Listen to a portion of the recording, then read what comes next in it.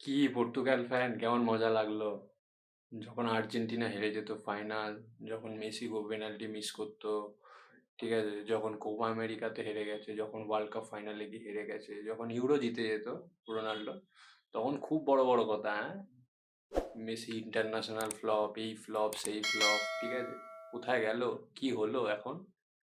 ছ সাতটা গেমের টুর্নামেন্ট, হ্যাঁ, একটা ওয়ার্ল্ড কাপ খেলতে আসছো তুমি, সেখানে বলছো ছ সাতটা গেমের ওয়ার্ল্ড টুর্নামেন্ট।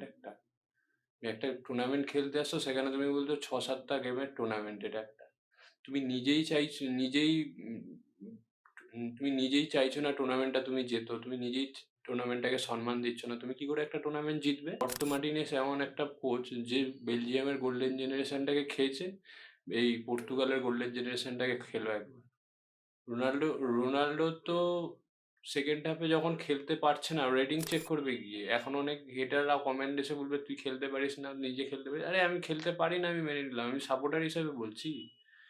দেখছে যখন রোনাল্ডো খেলতে পারছে না, ওকে হাফ টাইমে নামিয়ে তোমাদের র্যামোসকে নামাও, যে তোমাদের স্ট্রাইকার আগের ম্যাচে গোল করে দিল হেডার দিয়ে একটা, রোনাল্ডোকে সাবস্টিটিউট করার পরে ওকে নামানোর পরে যখন গোল করে দিল, এই ম্যাচেও নামানো দরকার ছিল একটা ভালো স্ট্রাইকার।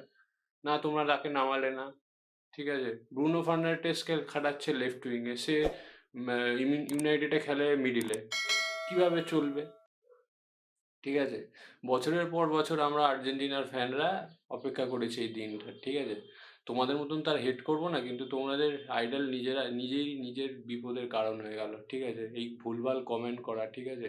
ছ সাতটা ম্যাচের টুর্নামেন্ট, ঠিক আছে, যারা একটা ফুটবলারের এটা, যখন সে ফুটবল খেলতে শুরু করে বা যে ফুটবল প্রফেশনাল লেভেলে যায়, তার একটা জীবনের থাকে যে আমি ওয়ার্ল্ড কাপ জিতবো, ঠিক আছে। হ্যাঁ, ইন্ডিয়া এখনো ওয়ার্ল্ড কাপ জিততে পারেনি, কিন্তু বাইরে যারা ওয়ার্ল্ড কাপ খেলে বা যারা যেসব টিম ওয়ার্ল্ড কাপ খেলে, তাদের মন মোটিভেশন থাকে যদি কোয়ালিফাই করে আমি ওয়ার্ল্ড কাপ জিততে পারি। আর তোমার আইডল বলছে কি ওয়ার্ল্ড কাপটা নাকি ছ সাতটা গেমের টুর্নামেন্ট অ্যান্ড গ্রেটেস্ট প্রুফ করার জন্য, ঠিক আছে। এরকম ভাবে তো একটা, আজ যাই হোক, তোমরা ওয়ার্ল্ড কাপ জিততে পারবে না। আর রইল বাদ ট্যাকটিক্সের, ঠিক আছে, রবার্তো মার্টিনেস তো পুরো পুরো ওয়ার্ল্ড কাপটাই হেগেছে, ঠিক আছে।